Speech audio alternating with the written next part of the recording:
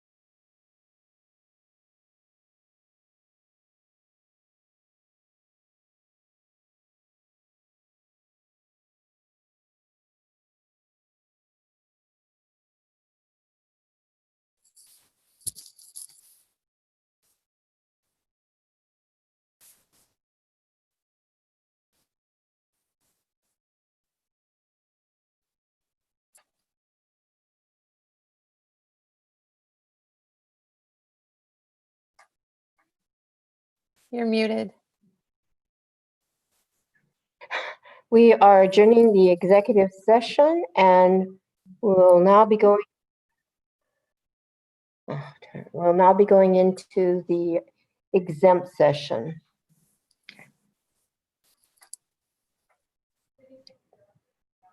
We'll have to leave here too?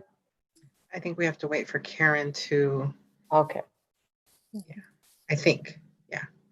You know, I thought that also, but it won't let me. Do you have something that says leave meeting? It Yeah, I does, but do. to leave the entire meeting, yeah. Okay. Oh, that's the only option you have is leave the Yeah, entire. is to leave the Yep. entire meeting. Okay, I think you'll have to come back in again. I'm sorry. That's okay. Okay. Okay. Okay.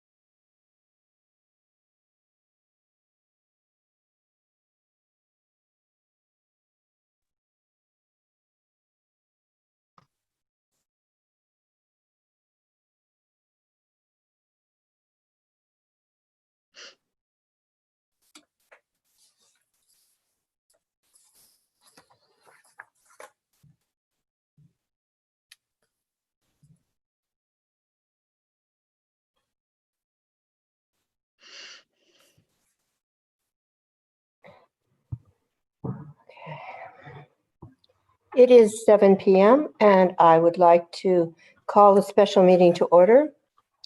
Welcome. This is a special meeting of the Kent School Board, which is held in public to comply with the Open Public Meetings Act. Tonight, the board will be approving agenda items and a consent agenda. All right, we're on to 2.0, Board of Directors discussion and approval. We're on to 2.01, and this is a discussion only tonight.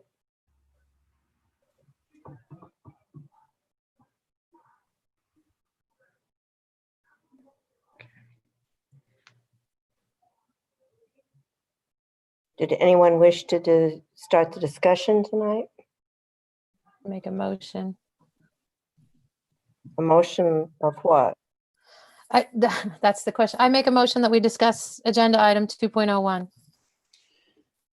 You don't necessarily need to make a motion here. I know that there were conversations about whether there was enough specificity on this agenda item. And so unless the board is intending to take action on something, there would need to be a resolution with specificity.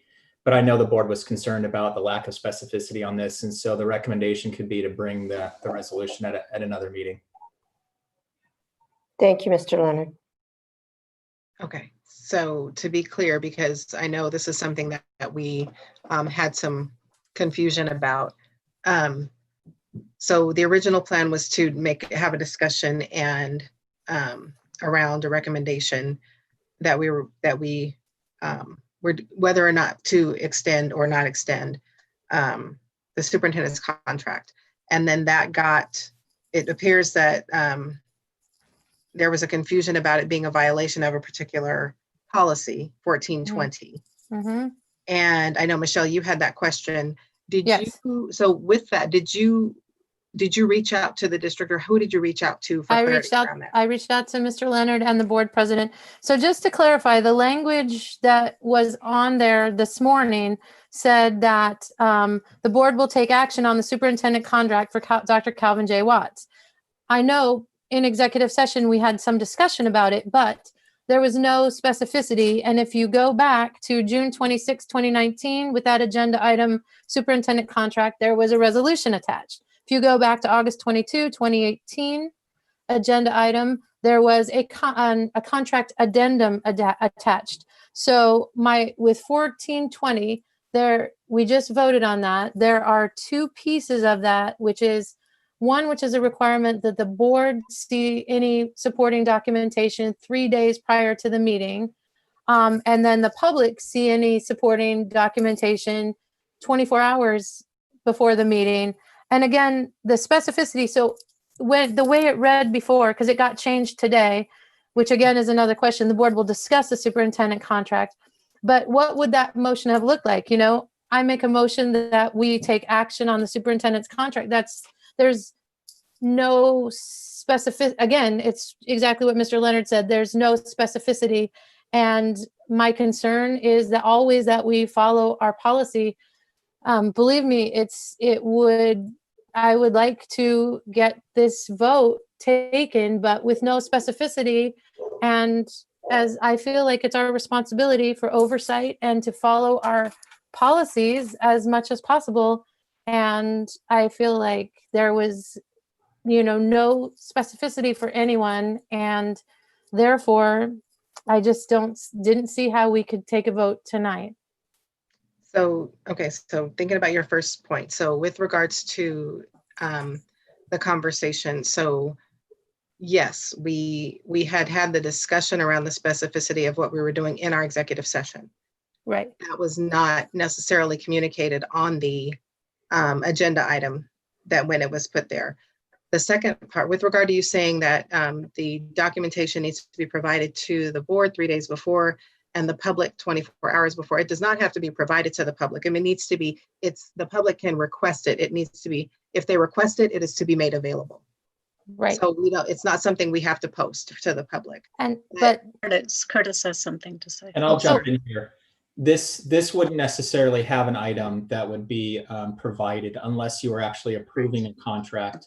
And at this point, there's not been a contract to be approved. In years past, we've had an addendum. And I think that was part of the confusion here is Ms. Howley, appropriately so, followed what she had done in previous years, which was to say superintendent contract. But in those circumstances, we had an addendum attached. And so that language was already ready to go. In this case, there is no addendum yet. We haven't drafted addendum until the board takes action as to what to do on the contract. We didn't have any specificity as to how to code it. And so that was an oversight on our part. The concern was brought to my attention by 2 board members. In an abundance of caution, we thought it'd be best to pull this, or at least it's too late to pull it in the sense that we can't amend the agenda, but we could have a discussion and then bring it for vote at a future meeting, just because we want to make sure the appearance of such that we provide the specificity in the actual description. No documents need to be provided for my assessment. There would not have been any documents attached to it. It's more about how the superintendent contract designation doesn't give enough notice as to what the action would be.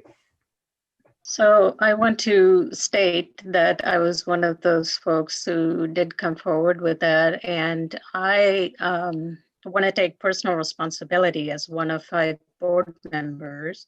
I feel like I should have looked at that particular agenda to see what it actually said before tonight's board meeting. And I failed to do that. So I want to take personal responsibility for that. But I thought clearly that we would indicate this had to do with the extension and not the entire contract, because the entire contract takes time and it has to go through lawyers and all of that. And my understanding was we were going to vote on the specific issue of extension. Had I looked at it and had I seen that it didn't specify that, I would have brought it up to Karen. And so I take partial responsibility for that. And I apologize to Dr. Watts. I don't think it's fair to him that we are postponing this again. And so I just feel really awful at this point that we don't have a decision yet. But I was not comfortable just having a blanket statement there. Yes, and I think Director Vingadaslam, I'm right there with you, is that there was, even if the language had said, we'll take action to whatever, if there had been some specificity in that sentence, even, I would have felt comfortable, certainly comfortable with it, understanding what Mr. Leonard said. But again, sorry, is this something that we can move on quickly? Because I feel like that was the only reason I held back. So I don't know. I'd like to see this move forward. Well, I have a little bit of a concern because, again, the questions are valid and I totally get that. And so I just wonder about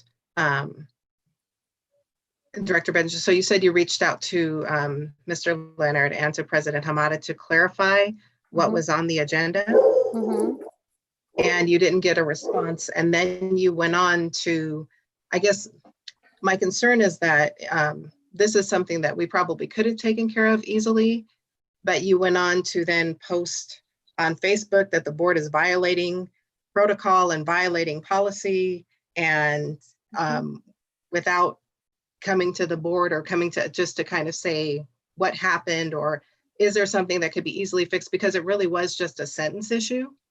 So I guess by that time, after 7 o'clock last night, there's nothing you can easily fix. And my personal issue is quite often, I don't get answers, and I quite often,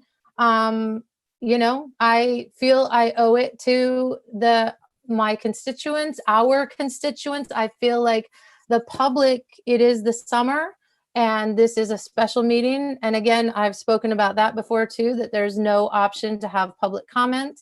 I would have been comfortable, and I was actually looking for that specificity to feel confident. And after there's no way we could have changed it after 7 p.m. last night, which is when I saw it. And again, we had several policies we voted in that time frame, and again, I'll take responsibility for that. I don't think that we as a board are looking at those policies and then re-looking at that policy 1420 and seeing that the board should have had that specificity 3 days earlier. It's a significant concern to me, because if we aren't following our own policies and procedures, or if there's things that are being missed, then how can we hold students accountable? How can we hold, anyone accountable for what's done? And that's my choice. And whether it was right or wrong, I stand by it. And I think we all, can do things better. So Director Bettinger, we discussed in our executives exactly what we were going to do. You agreed to put it on the agenda. So we had discussed exactly what we were going to be discussing, exactly what we were going to be voting on. So you knew that. But the public didn't see it. It was not clear to the public what motion could we have made, except I make a motion. I could have said, I make a motion to, XYZ, because it was not clear. There was no specifics. So And- sorry, go ahead. So no, I'm done. No, I could. Sorry, Go ahead. go ahead. No, go ahead. Amada. No, go ahead. No, I just wanted to say, I think there are two things here. One is that specificity that we were looking for, or I was looking for. But I also feel, Director Bettinger, I think it could have been handled differently. When I saw that the information was not on the website, I did contact Director Daniel, Vice President Daniels. So I feel like, it didn't need to go to social media and make it look as though that this was an intentional effort on the part of board or other staff members. And that's how it comes across to our public, or the public who are, on that discussion board. And so I think that is a problem, because our intentions were to finish this tonight. So if the issue was that we were not clear, that needed to come to our, well, in my view, the way it's happened before is that we speak with our attorney, and I have advised President Hamada, the attorney gives us the last word in this, because we have messed up, as you know, in the past multiple times on this issue. And, it took a lot to get to a point where we finally had our, at least I thought we had our processes in order. But, I feel like if the attorney is saying, this is what we do, that information needs to go to the entire board. And I think that's where the communication somewhere got lost. And so we get that final decision and what happens next from our attorney. That's how it's always been. So anyway, I feel, that I'm just being honest. I feel like it didn't need to go to a discussion board. I didn't post it on a discussion board. I posted it on my own page that's wide open to anyone to see, that's on social media. And again, my whole time on the board has been adversarial. And one of the reasons I ran for office is because I felt, and I still feel that there's a responsibility to the public to be upfront about what we're doing. And the combined action of it being during a special meeting where there was no public comment, which we could add public comment. It is our right to add public comment to meetings, as far as I understand it. But to have a meeting where there was no public comment and there was no specificity, it made me personally feel like there was something to be concerned about. And quite honestly, I look to the past, and when I saw that there had been documents attached in the past that added that specificity, it's a concern. And,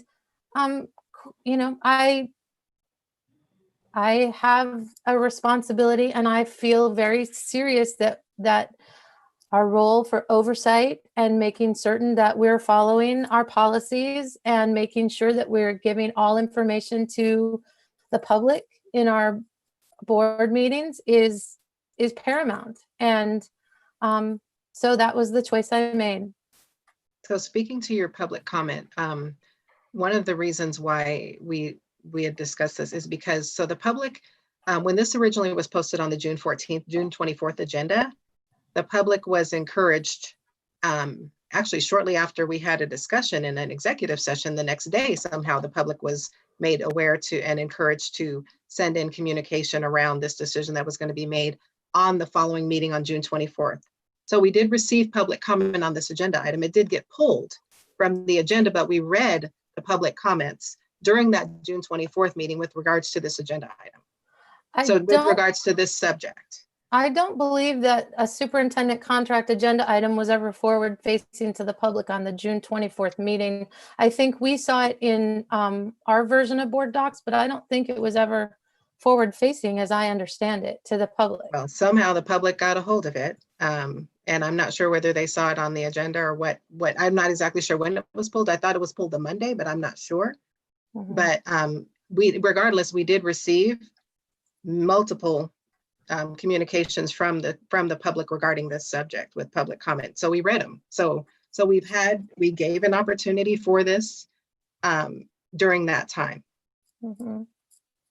But on important issues, I would say there's always an opportunity to listen to the public.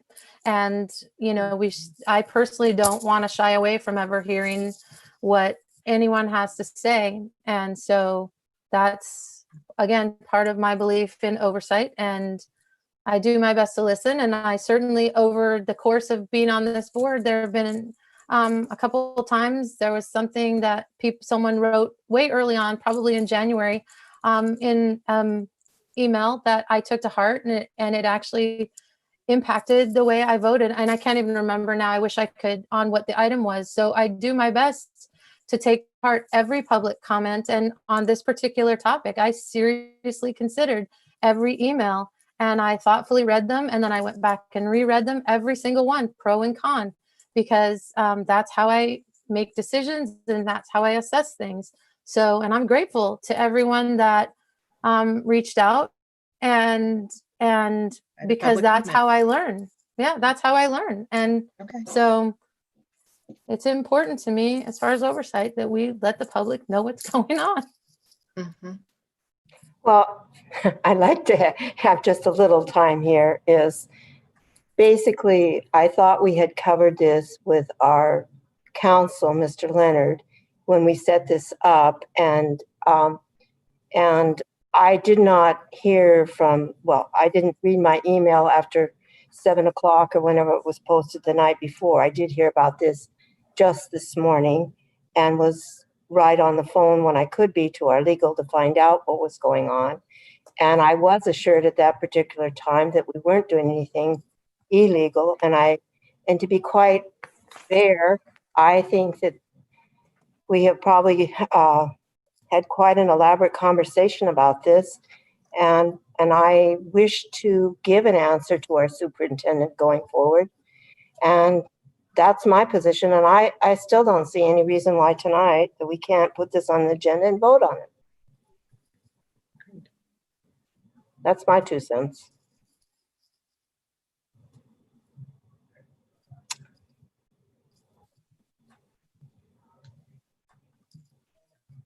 So do I hear we want to just move on and put this on a later I think agenda? it's up for legal. We can make a motion, or well, Yeah, I'd Mr. say, Leonard. yeah. Is Mr. Leonard still on? I don't know if we can. Well, it's I up to don't the board. I've weighed in on some of the risks, and certainly I have 2 board members that expressed concern to me about the lack of specificity. And my solution was it would be very easy to bring it to another meeting. At this point, it's up to the board as to whether or not you feel like the public has been apprised enough based on what was posted here as superintendent contract. Whether or not it complies is a judgment call. And so for you all, it's your decision. I've weighed in that given two board members feeling uncomfortable, that an easy solution would be to bring it in the next board meeting with more specificity. That is what I weighed. But other than that, I'm not prepared. It's not illegal. There's no violation. It's of your own policies. And that's the concern here, is whether you're complying with your own policies. Yeah, Well, and that's why I'm sorry, go ahead.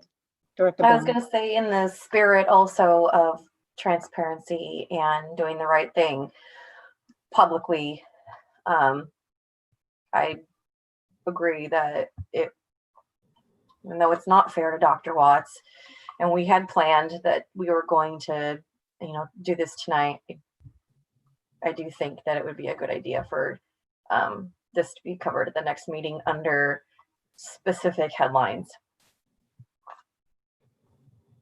So being clear that there would be no documentation, it would just say, the statement would be, instead of saying superintendent contract, it would say specifically to vote on whether or not to extend the superintendent contract. Is that what that line would need to be in there? Correct. Do we need to have a motion on that, or do we need more discussion, or help me here, Mr. Leonard? No motion would need to be required unless you were attempting to extend the superintendent's contract tonight. No other motion would be necessary. Okay.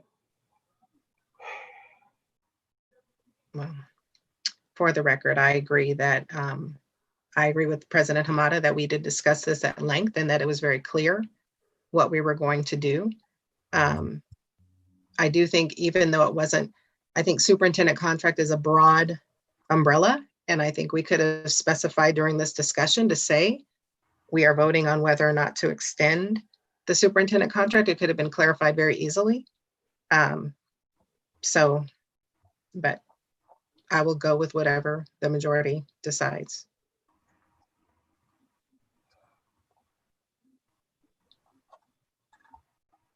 I mean, did I hear, Curtis, that you're saying that this would be, in a sense, violation of policy, because even though you said it's not illegal, because we have not specified what we're voting on? Well, there's a judgment call as to whether or not you've complied with letting your public know, according to your policy, what you were contemplating to take a motion on. And to some board members, it might seem clear, but to other board members, it might not. So it's a judgment call as to whether or not you've complied with the spirit of the policy to inform the public as to what you are going to be voting on. Yeah. And I'm willing to go with what everybody else wants to do, I guess, tonight. Well, I mean, in my view, we can set up another meeting. We don't have to wait till August. Okay. So that's how I feel about it. Okay. I like that. I like that idea. Yeah. I like that idea. I think And somebody seems else. like we're in agreement to that. It's not the decision, it's just that. It's just discussion. Yeah. And we want to make very sure whenever we set that up that we have it specific to what we want to do.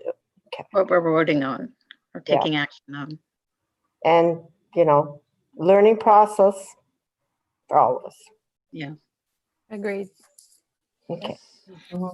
All right, then we're moving on to 2.02, incident IQ ticketing and assessment management purchase. I'll entertain a motion. I move that we approve incident IQ ticketing and asset management purchase. I'll second. It has been moved and seconded that we approve the incident IQ ticketing and an asset management purchase. Discussion. Yes. I appreciate Dr. Harmon, I'm not quite sure who gave the details to Director Bettinger's questions, but I appreciated the responses on that particular one. I do have one concern about referencing the furniture and supplies and the threshold. And that really has to do with our new board policies. And I'm hoping that we can have some discussions about our policies soon, particularly the one that Clark Newber has cited as confusing. And so this one sort of falls in that bucket. Not to say that, that we shouldn't approve this based on that, because it is our policy and it's following our policy. It's a little confusing because we're sort of mixing our federal and state contracts. And so then you start to question about the $25,000 threshold and where does that fall versus the $75,000. So I do think we need further discussion on those 6,000 contract and bidding policies, but I am comfortable with your explanation of this particular RFP. And yeah, and I also thank for the answers to the questions, how this need was identified. And we've been using a combination of legacy ticketing system and Excel. And as it looks like we are moving forward into a more digital realm. Just also one of my other questions was, it's a prorated cost November through August. So thank you for answering that. The full year cost would be approximately $47K barring any discounts. So I guess my question would be, so what does that mean barring any discounts? Good evening, President Amata, Vice President Daniels, members of the board, Dr. Watts. One of the reasons that that was included is sometimes we negotiate when we come to the beginning of the next contract. So we might be able to negotiate a less of a price, right? Mm-hmm. But if we're paying full price, it will be that $47,000. But we anticipate the ability to negotiate a lower price on the second year. Great. And if you were the one that answered all these questions, thank you very much. Yes. Thank you. That was very, very helpful. Mm-hmm. Any further discussion? All right, are we ready to vote? All those in favor of 2.02 incident IQ ticketing and assessment management purchase signify by raising your right hand and saying aye. Aye. Aye. Those not in favor of incident IQ ticketing and asset management signify by raising your right hand and saying nay. The motion carries. We're on to 2.03. And help me to pronounce the first name on that. Someone, Kajit Mobile, is that correct? Kajit. Kajit, thank you. Kajit, a mobile hotspots purchase. I'll entertain a motion. I move that we approve item 2.03, Kajit mobile hotspot purchase. I second. It has been moved and seconded to approve 2.03 Kajit mobile hotspots purchase. Discussion. Again, I thank whomever answered these questions that I had. So in April, we approved 500 and I was told we've handed out 376, but all the original 500 are being upgraded from 500 MB to 2 GB. And so the new ones will all be that. And so my question was, have there been any assessment testing or survey to let the district know how these are working? Because I know personally I had to use a hotspot for a few days and it just didn't work. But I appreciate whoever answered this question that said that the platform indicates that 74% of the distributed devices have been used. And that the original and additional purchases are based on anticipated long-term needs, depending on the Kent census data, spring 2020 family technology survey, and other pieces of data, which I always appreciate that.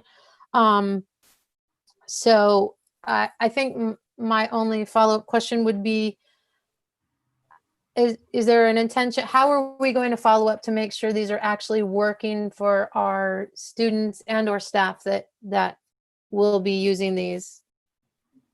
Well, I appreciate the question.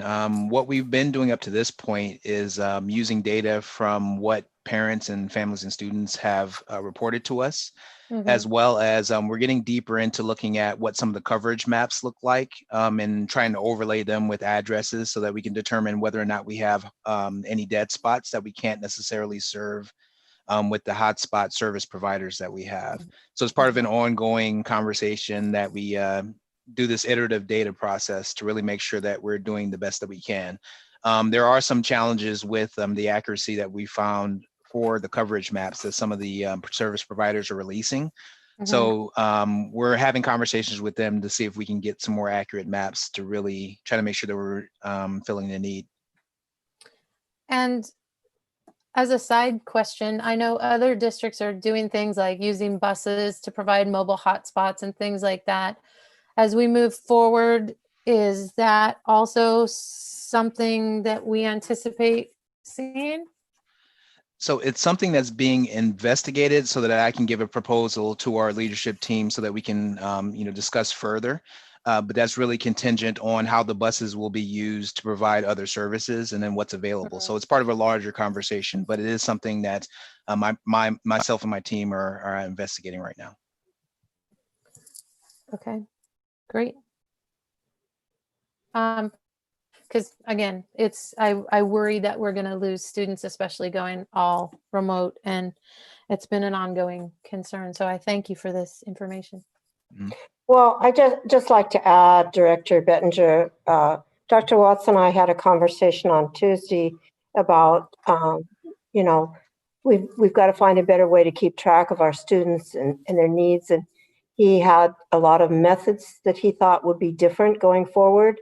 And I would think that probably that could include the hotspots that were in the data on that.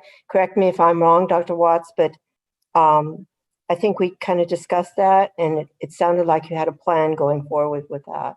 Am I not correct? Maybe not about the hotspots, but I think that would be inclusive in it if they're communicating and effectively communicating, right? Well, if you're asking, and I appreciate your question, President Hamana, if you're asking about, it sounds like two complementary discussion points. Right. I think we did Yeah, discuss, probably. obviously, making sure that we're keeping track of our students, certainly when they're showing up, and making sure that we have our touch points, social, emotional, as well as academic. The reality is that we're going to use survey data, and Sean and team and OE and DARTS have created a plan to make sure that we did in the spring that we have hotspots that are available, and we can certainly monitor usage. So those are not necessarily one and the same, but they would be related. I think that's the question. We know that we would provide students, families, hotspots as needed, and we'd be able to monitor that usage.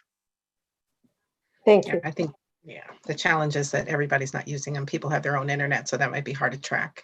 Absolutely. Yeah. The tracking itself would be limited. It may, Right. Again, Right. it's, we can gather data, and I think that's part of our ongoing challenge. We have more data, oftentimes we know what to do with, and the goal is to turn data into information, and that's what we'll be continuing to process. So thank you for that. So you've just taught me something. If they're using their individual computers, it's harder to track with the hotspots? No. What I said was if they're using their own internet. So if you're talking about counting based on hotspots, and what I'm saying is probably the majority of people have their own internet services. Okay. They won't be using the hotspot. You know what I'm Okay. saying? Yeah. I've got it now. Thank you. Yeah. All right. Any more discussion? Seeing none, all those in favor of 2.03 Kachit mobile hotspots purchase signify by raising your right hand and saying yay. Aye. Aye. Those opposed signify by raising your right hand and saying nay. The motion carries. On to 2.04. CDW government Targus laptop cases purchase. I'll entertain a motion. So I move that we approve agenda item 2.04, CDW government Targus laptop cases purchase. I second. All right, it has been moved and seconded that we approve 2.04 CDW government targets laptop cases purchase. Discussion. I didn't ask an initial question on this because I'm assuming that this is for all the elementary laptops, Yes. because it was my understanding they didn't have laptops before. They didn't have cases because they Yeah. stayed at school. Yes, that's exactly it. Yeah. Any further discussion? Seeing none. It has been moved and seconded that 2.04 CDW government targets laptop cases purchase be approved. All those in favor say aye and signify by raising your right hand. Aye. Aye. All those opposed signify by raising your right hand and saying nay. The motion carries. On to 2.05, resolution number 1591, KSD boundary analysis consultant. Entertain a motion. I move I'll that we move. approve resolution number 1591 KSD boundary analysis consultant. I'll second. It has been moved and seconded to approve 2.05, resolution number 1591, KSD boundary analysis consultant. Discussion. Well, of course, I had questions on this and item 2.06, so I'll lump them together. The last time I remember the boundaries changing was when my kids were quite small. So my question was, what was the process the last times the boundaries were changed, and if there was any, resolution or any for, and the answer was no boundary analysis was completed as far as and I also asked a question about the new school, the New Valley School. And so there was no analysis completed then because they knew we needed a school on the western edge of KSD. So again, and it looks like Mr. Buzzard doesn't have any info on the previous boundary changes or what work was done. I do know that this is something that our constituents have written about a little bit, that I've heard about. So an additional question I have is this also looking at some of the things that I've heard rumblings about, like moving sixth graders up to middle school and things like that? Would that also be something included in this? So Good fellow. Director Bencher, thank you for that. Yeah, we tried to get you as much information as possible Yeah. to your questions. And I think there's lots of it kind of dug deep. Yeah. And I think as I look back, I would be the historian here in 2003 and 4 and 2010. And so, yes, this particular piece, again, 2.05 is the resolution versus the RFP, which is 206. But I know we're lumping them both together. Mr. Buzzard, our Director of Capital Planning, can speak to you a little bit more about each of those as it relates to what we want to accomplish here with this RFP in 2.06 is a comprehensive assessment and analysis. And that's why we're seeking a consultant. Where in the past, I can tell you, because I still have files that were paper, and a lot of the analysis that was done by a car and maps and things like that. And so we want to do something very, very different. So I will turn it over to Mr. Buzzard to speak to you a little bit more about 2.06. and the Thanks, RFP. President Amata, members of the board, Dr. Watts, Ms. Halley. Yes, when we were putting this RFP together, it's it's somewhat of a milestone for us as we bring these two new schools onto one academy, one new school, which is going to add to our portfolio. So with this Western school, the New Valley Elementary School, that will have to encompass, okay, which children are going to now go to that school. So how do we get that cluster of boundaries set to take everything out of the valley and put there critically? So this analysis would be someone who would, like a Davis Demographic, or there are many companies that do this on a regular basis for school districts, and this is why we're going out to the expertise of them to come through. as part of that plan, Director Benjer, there will have to be public interaction. So there will be a community committee put together, and we at KSD, as well as this selected vendor, will also have to have that community involvement as well.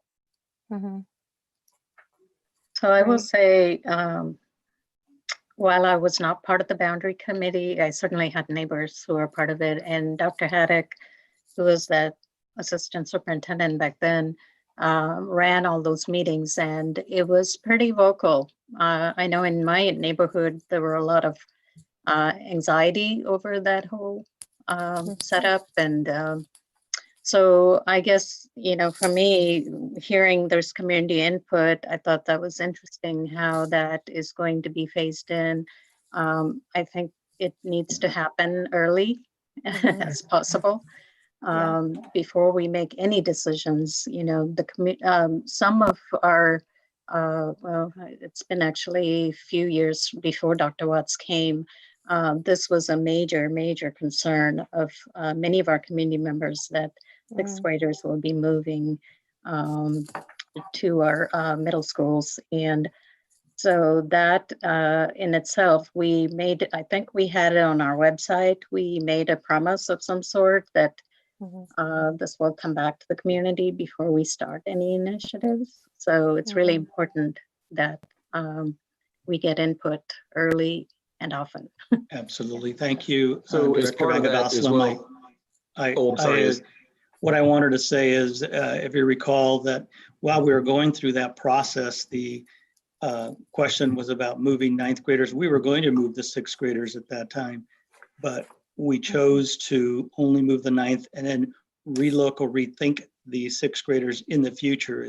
We're in the future now, and I think back to this RFP and a resolution, we really need a comprehensive analysis done, not only just for you know, for our own capacity, but really long-range planning as we look ahead. And this RFP is written in a way that will continue to work as we need with our consultant moving forward, as opposed to just looking at a part of the district. We need to look at the whole district and all of our capacity. Absolutely. Thanks, Iz. And a piece of that as well too, board members, is that the community is a very important part. I mean, I've been here 3 years, and the last thing Fred Long told me when he left is like, Dave, when you get into the boundary discussion, prepare yourself, strap yourself into your seat. You're gonna hear a lot from the community. We love our community, but we do know that this is stressful. But I am positive to know that we can get through this. And you're right, Director Vengalasam, we have to be able to get out to this community early. So in the pretense of this RFP, you will see that when the board gets their draft initial report of where they are with the cluster boundaries, at that point in time, that committee is already involved. And then when when we get down to the final draft before the final decision, the community has already seen that and had their time at least 4 times. At 4 different times, they've already been able to give their input. And I think Israel, and we've actually done 8 executive cabinet meetings if needed, that we can keep this on the forefront of our thoughts, to know that it's inevitable. We know we have to do it. It's just making sure that we get all the input and we're making decisions, the right ones for long planning, because we have no idea where our district's going to go. I mean, with the way Kent's building right now, do we need a new elementary school? Do we need a middle school? That's part of our 6-year plan. So as enrollment decides to go up, it's another big program, a big capacity and programming as well. Right. So, to be clear, in 2006 when that happened, I don't know if it was you or Ms. Howley who produced the calendar in BoardDocs and all those links, but looking at the calendar, that there was a meeting every month with that citizens group. And so it was pretty detailed in what was happening within that group. So I don't know if we can borrow information from that experience, but certainly, we can't, I don't know, I'm feeling uncomfortable with, sort of a set number of meetings with our community. And I'm that's sorry. just a minimum set Minimum. meetings. And as it stands right now, we can have those meetings. I think we have some of them where it's like every other week. Mm. Because we're on these schools are going to open up in 2021. Mm. So, we have a kind of a limited time frame right now that we're working on. And this is just, good for us to just get into it, get the work done, get as much information as we can. And again, just like you said, get that public involved immediately. Yeah, and again, I just wanted to focus on the RFP process is to kickstart our process. As you know, we've been in working on a few other things, and we did not want to leave this to later. We wanted to kickstart this, and so just the beginning of the process. So, yeah, that's great. Thank you so much. you're I would welcome. echo what Director Vengadaslam said. I remember in 2006, it was because it was quite a big discussion in our neighborhood because it deeply affected many families in our neighborhood. I know personally. So I would also echo what Director Vengadaslam said. The sooner we get community involvement, I know Renton was able to do a town hall. I know there's limitations to how many people you can get on Zoom, but I would echo that concern that we get ahead of this and we involve the community as soon as possible, whether it's through surveys or whatever. It's imperative. I can't express that my agreement with Director Vengadaslam enough, I think. Okay. Absolutely. Well, and I might just put in here, I was on a state meeting and we did a whole central committee meeting, a convention on there with tons of people. And I don't know how they did it. I mean, not everybody face was on there, but we had probably over 500 delegates on there. So I don't know how they do that, but I think we can prepare some kind of virtual thing for a lot of people, just because I've seen it done. So, and we And as do I- have we only have a year, and we Yeah. might be in the same situation for a year. And as I've shared before, I was involved at that time as a director of programming. I can tell you that in the different committees, we had parents and representatives from around all of the district when we did the comprehensive one. And what was important for me to have gone through is learn from that process, that it's important to hear what the impact is on our families and students, things that we may not hear. The other piece was what we were able to share with our community about the impacts on, as you know, our core values, equity, excellence, and community. That's key as we begin to learn from each other about impacts. I remember Don Walkup. By the way, we found Director Vengadaslam 3 folders with about 300 pages of documents and overheads, where as soon as shifts began to happen, he would basically lay an overhead down and then share how what impact would have, not just on transportation, but what that would do to our demographics. So it was really important. It was a great process. We can be better at that now, and that's the reason for this RFP. And do I hear you saying that there's a twofold component to this? It's boundaries, but it's also perhaps moving 6th graders around? I mean, are they in conjunction or are they separate issues? We want a full comprehensive analysis that would include that as part of the analysis, including our capacity and the impacts on that.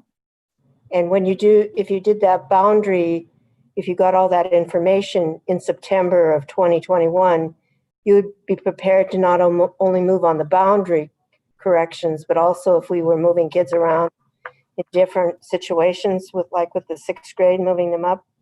Yeah, the board would see. That'd be come together at once. The board would see prior to that, making a decision of all the options that are available based on that analysis. All right, thank you very much. You're welcome. Any further discussion?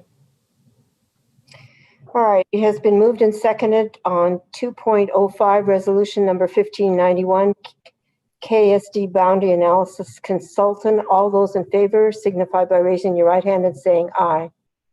Aye. Aye. Those opposed signify by raising your right hand and saying nay. The motion carries. We're on to 2.06, request for proposal RFP KSD 415-2020-2021 boundary analysis consultant.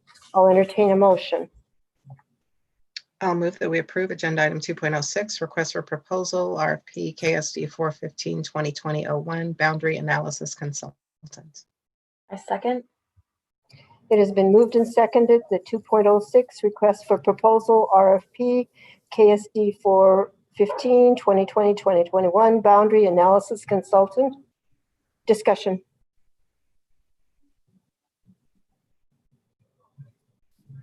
Seeing none, I'll move on to the vote. It has been moved and seconded that 2.06, request for proposal RFP KSD 415-2020-21 boundary analysis consultant be approved. All those in favor signify by raising your right hand and saying aye. Aye. Aye. Those opposed signify by raising your right hand and saying nay. The motion carries. On to 3.0 consent agenda. Is there anything on the consent agenda board that you would like to pull?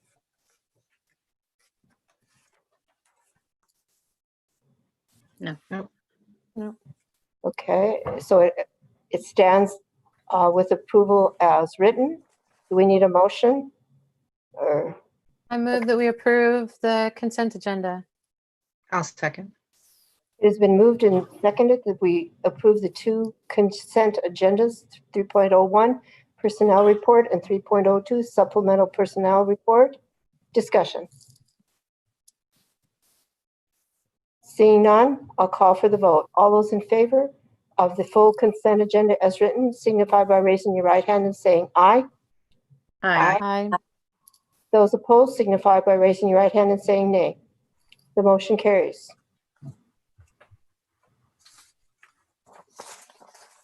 Okay. We're moving along.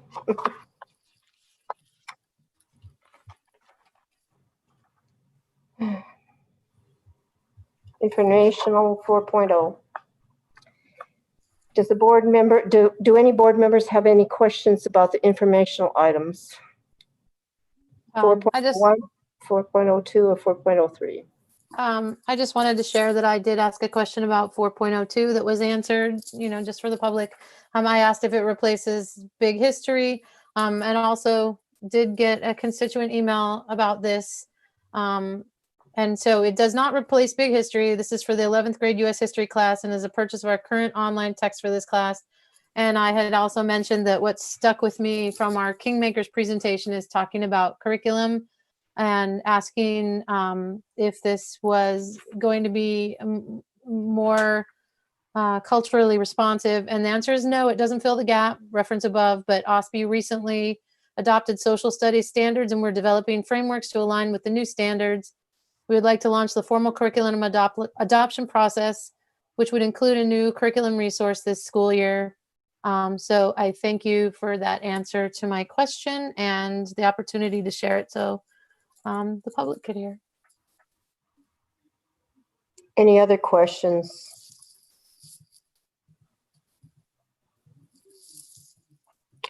Seeing none, it looks like we're on to 5.0, which is adjournment.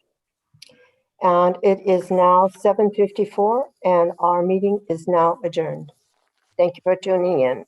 Thank you.